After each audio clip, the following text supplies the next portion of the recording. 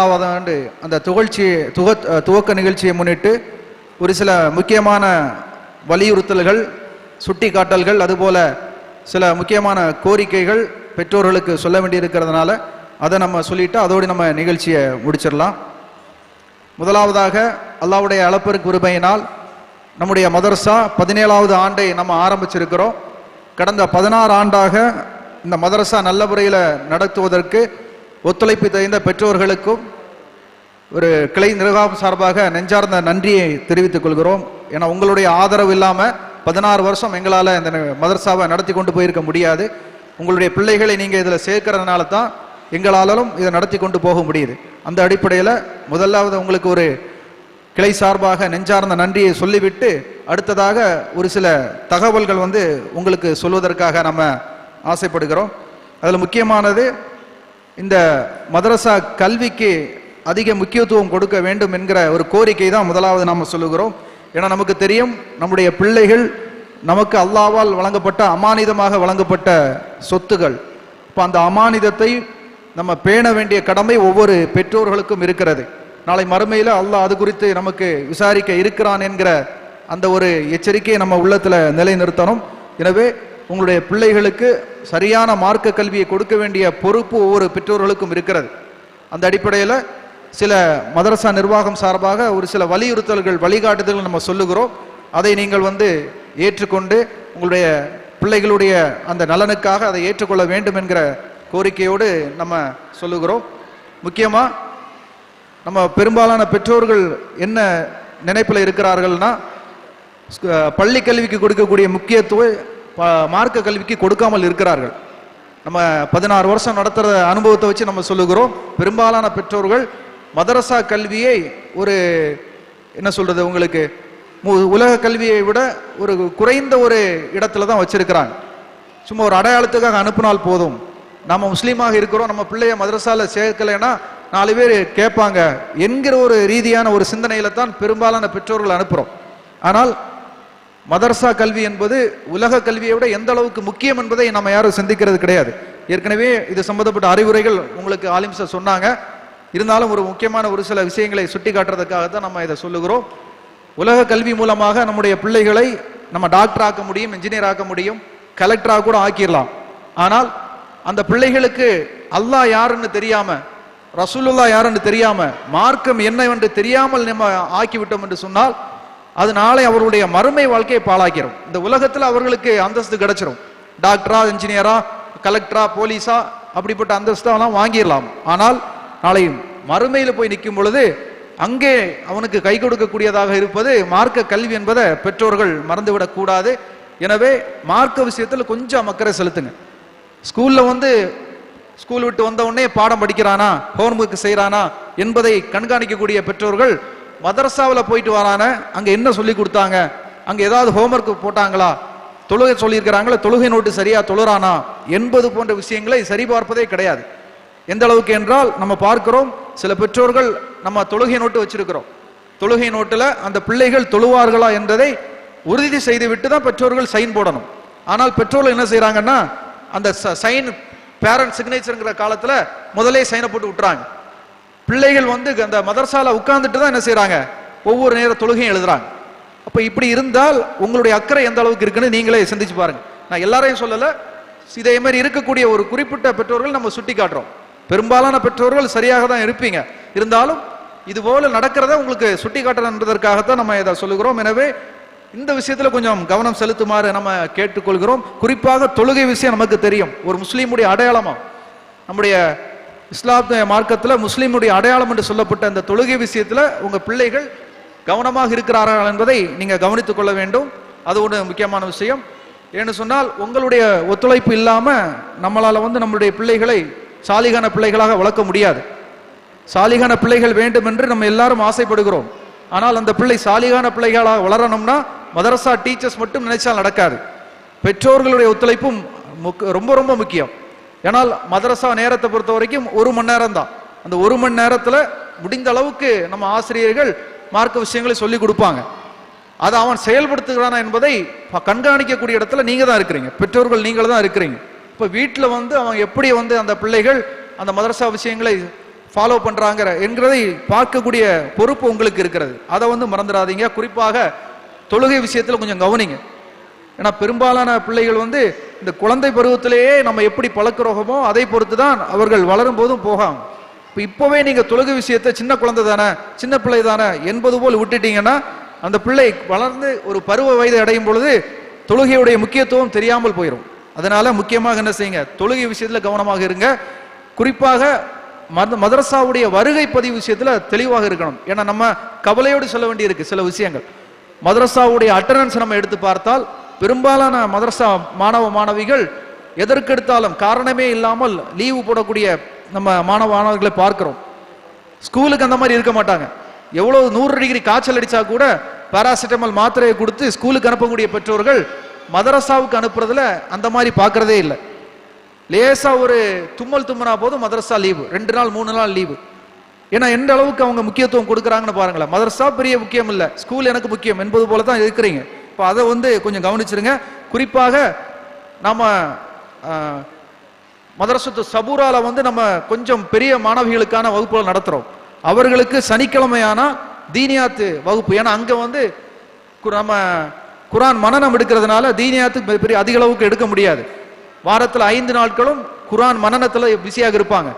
அந்த சனிக்கிழமை தான் அவர்களுக்கு நம்ம வந்து தீனியாத்த வகுப்புகள், அந்த ஒழுக்க வகுப்புகள் எடுக்கிறோம். அதற்காக என்ன செய்கிறோம், நம்ம வெளியேந்து ஆளு கொண்டு வந்து நாம் அவர்களுக்காக தர்பியா வகுப்புகள், நல்லொழுக்க பயிற்சி நடத்துறோம்.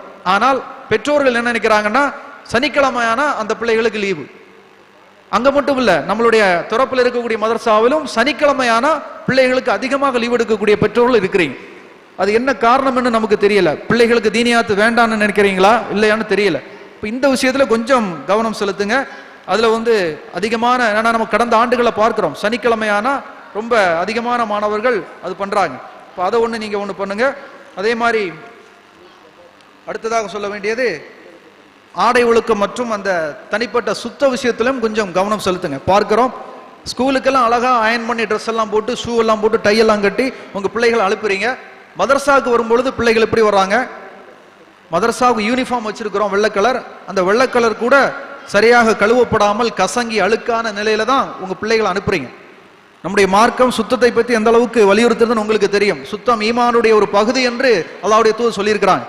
அது தெரிந்தும் பல பெற்றோர்கள் என்ன செய்கிறோம், மதரசா தானே, ஸ்கூலுக்கு எவ்வளவு நீங்க முக்கியம் கொடுக்குறீங்க, ஷூ பாலிஷ் போட்டு அழகா அனுப்புறீங்க, ஆனால் மதரசா தானே நமக்கு என்னங்கிற மாதிரி பிள்ளைகளை சில பெற்றோர்கள் அனுப்புறாங்க. ஏன்னா பல பிள்ளைகள் வந்து ஃபஜருடைய நேரத்தில் தொழாம வருவாங்க, கேட்டா வீட்டில் எழுப்பலன்னு ஒரு காரணத்தை சொல்றாங்க. இப்ப பெற்றோர்களுக்கு உங்களுக்கு பொறுப்பு இருக்குது. நீங்க என்ன செய்றீங்க, சின்ன குழந்தை உறங்கிட்டு போட்டும் என்று நீங்கள் விட்டுறீங்க. அப்படி விடாதீங்க. வீடுகளில் பிள்ளைகள் தொழுக நேரத்தில் தூங்குறாங்கன்னா எழுப்பி தொலை வைக்க வேண்டிய கடமை உங்களுக்கு இருக்கிறது. அதிலும் அந்த பல பிள்ளைகள் சூரா மனநெல்லாம் நல்லா பண்ணக்கூடிய பிள்ளைகள் இருக்கிறாங்க, பெண் பிள்ளைகள் எல்லாம். அப்போ அது அந்த வீட்டில் என்ன செய்யலாம், அந்த பிள்ளைகளை வைத்து நீங்கள் தாய்மார்கள் கூட சேர்ந்து ஜமாத்து தொழுக பழகலாம். வீட்டையே ஒரு மதரசாவாக நீங்க மாத்தலாம்.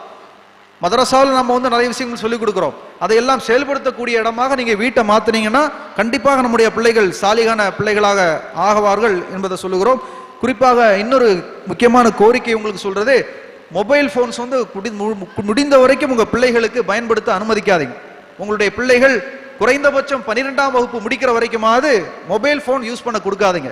ஏன்னா இன்னைக்கு பல சீர்கேடுகளுக்கும் பிள்ளைகளுடைய அந்த கல்வி தரம் குறைவதற்கும் காரணம் பிள்ளைகள் மொபைல் போன் யூஸ் பண்றது தான்.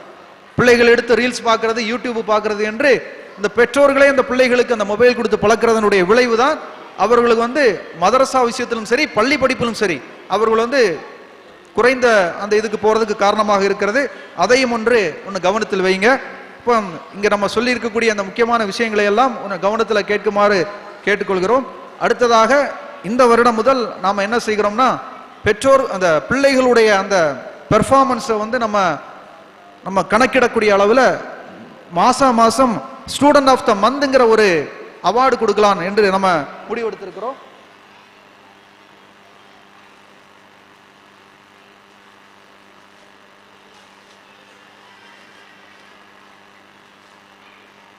இப்போ ஸ்கூல்ல எல்லாம் உங்களுக்கு தெரியும் இல்லையா, ஸ்கூல்ல வந்து best performer of the month, best student of the month, best attendee அப்படி இப்படிலாம் நிறைய விருதுகள் கொடுப்பாங்க. எதற்காகனா அந்த பிள்ளைகளுக்கு அந்த பழக்கம் வர வேண்டும். அதே மாதிரி அதை பார்த்து கொஞ்சம் கீழ்நிலையில் இருக்கக்கூடிய பிள்ளைகள் கூட ஆர்வப்பட்டு மேலுக்கு வர வேண்டும் என்பதற்காக அப்படி செய்வாங்க. இப்போ அதே போன்ற ஒரு மெத்தடை தான் நம்ம எடுக்கிறோம். இந்த மாதிரி பிள்ளைகளுக்கு நம்ம ஒரு பேட்ச் ரெடி பண்ணியிருக்கிறோம். இன்ஷா அல்லாஹ் இந்த மாசத்துல இது நடைமுறைக்கு வரும். அதாவது கிட்டத்தட்ட 11 வகுப்புகள் நம்ம மதரசால நடைபெறுகிறது. ஒவ்வொரு வகுப்பிலும் மாசம் ஒரு பிள்ளைகளை நம்ம தேர்வு செய்கிறோம்.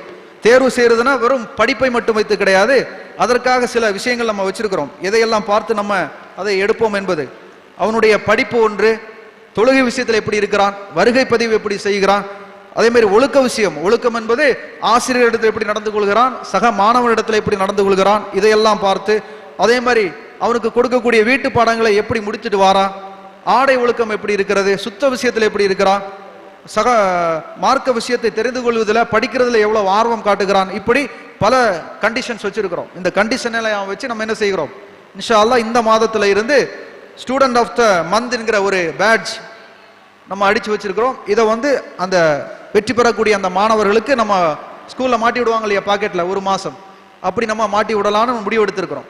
இப்போ இதை நம்ம செயல்படுத்துறதுக்கு உங்களுடைய ஒத்துழைப்பு முக்கியம். ஏன்னா பிள்ளைகள் மட்டும் நினைச்சா பத்தாது. நான் ஸ்டூடெண்ட் ஆஃப் த மந்தாக ஆகணும்னு பிள்ளைகள் மட்டும் ஆசைப்பட்டா பத்தாது.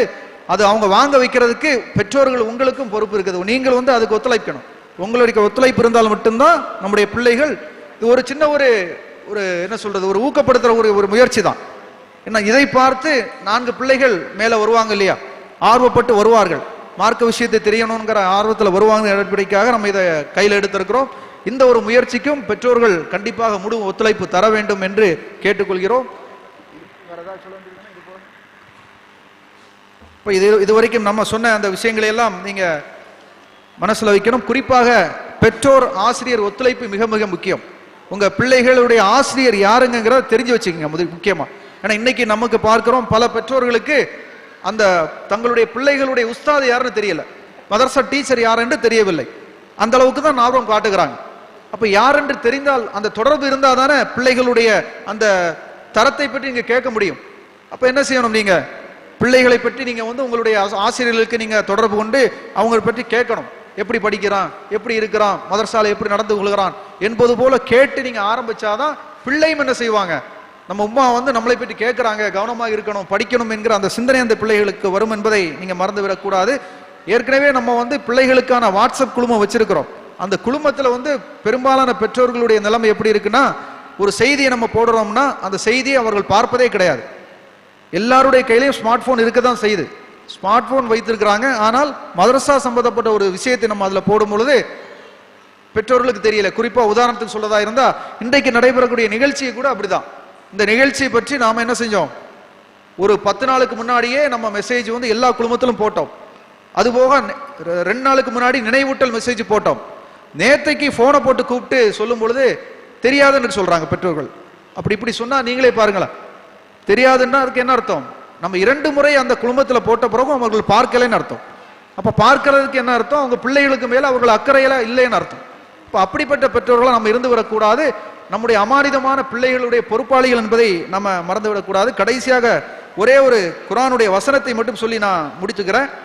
அல்லாஹ் சூரத் 64வது அத்தியாயம் 12வது வசனத்தில் அல்லாஹ் சொல்லக்கூடிய ஒரு செய்தியை மட்டும் உங்களுக்கு நான் சொல்ல ஆசைப்படுகிறேன். அல்லாஹ் குர்ஆன் அந்த வசனத்தில் என்ன சொல்லுகிறான், இறை நம்பிக்கை கொண்டோரே, உங்கள் மனைவியரிலும் உங்கள் பிள்ளைகளிலும் உங்களுக்கு எதிரிகள் உள்ளனர். அல்லாஹ் சொல்லக்கூடிய வசனம், நம்முடைய மனைவிமார்களிலும் நம்முடைய பிள்ளைகளிலும் நமக்கு எதிரிகள் இருக்கிறார்களா, எனவே அவர்களிடம் எச்சரிக்கையோடு இருந்து கொள்ளுங்கள்.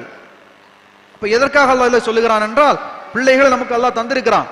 அந்த பிள்ளைகள் நமக்கு நாளை மறுமையிலே நமக்காக வரக்கூடிய பிள்ளைகளாக இருக்கிறார்களா, இல்லை நமக்கு எதிராக சாட்சி சொல்லக்கூடிய பிள்ளைகளாக இருக்கிறார்கள் என்பதைத்தான் அல்லாஹ் இங்க சுட்டி காட்டுகிறான். எதிரிகள்னா என்ன அர்த்தம், அவர்களை நம்ம சரியான முறையில் அவர்கள் நமக்கு அமானிதமாக வழங்கப்பட்டிருக்கிறார்கள், அதை சரியாக பேணி பார்க்காமல் நீங்க விட்டுட்டீங்கன்னு வைங்களேன், நாளை மறுமையில அவர்கள் நமக்கு எதிராக நிற்பாங்க, எதிராக சாட்சி சொல்லுவார்கள். என்னுடைய உம்மா எனக்கு மார்க்கத்தை சொல்லி தரல, நான் தொழாம இருக்கும்போது என்னுடைய உம்மா வாப்பா என்னை தொழ சொல்லல என்று அவர்கள் அங்க போய் சொன்னா அல்லாஹ் நம்மை தான் தண்டிப்பான். அதை தான் அல்லாஹ் சொல்லுகிறான். அதனால அவர்களிடத்தில் எச்சரிக்கையாக இருந்து கொள்ளுங்கன்னா, எப்படி எச்சரிக்கையாக இருக்கணும்னா, அவர்கள் விஷயத்துல நீங்கள் அக்கறை காட்டணும், அதுதான் எச்சரிக்கை.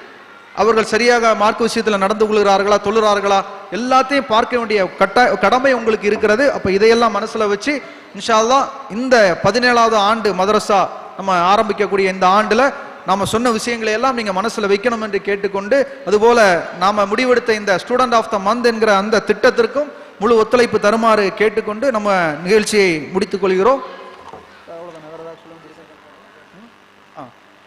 இப்போ இன்னைக்கு வந்திருக்கக்கூடிய பெற்றோர்கள் உங்க பிள்ளைகள் படிக்கக்கூடிய அந்த டீச்சர்ஸை பார்க்கணும் கூட பார்த்துக்கலாம். நிகழ்ச்சியை நம்ம முடிக்கிறோம். உங்களுக்கு நேரம் இருந்ததுன்னா உங்களுடைய அந்த மதரசா டீச்சர்களை பார்த்து ஏதாவது பேசணும்னா பேசிட்டு போகலாம். நம்ம துவா ஓதி நிகழ்ச்சியை முடிச்சிடலாம். அதுக்கு முன்னாக நன்றி உரை. நம்முடைய அழைப்பை ஏற்று இங்கு கலந்து கொண்ட எல்லா பெற்றோர்களுக்கும் நம்முடைய திருவிதாங்கூர் கிளை சார்பாக நெஞ்சார்ந்த நன்றியை தெரிவித்துக் கொள்கிறோம். இதே போல் இன்ஷா அல்லாஹ் வரக்கூடிய காலங்களிலும் நம்முடைய பிள்ளைகளுடைய நலனை முன்னிட்டு நம்ம இது போன்ற நிகழ்ச்சியில் வைத்தால் கண்டிப்பாக நீங்க வர வேண்டும் என்கிற ஒரு கோரிக்கையை வைத்துக்கொண்டு இந்த நிகழ்ச்சி நல்லபடியாக நடந்து முடிய உதவி புரிந்த அல்லாஹ்வுக்கு எல்லா புகழும் என்று சொல்லி நிகழ்ச்சியை நம்ம நிறைவு செய்து கொள்கிறோம்.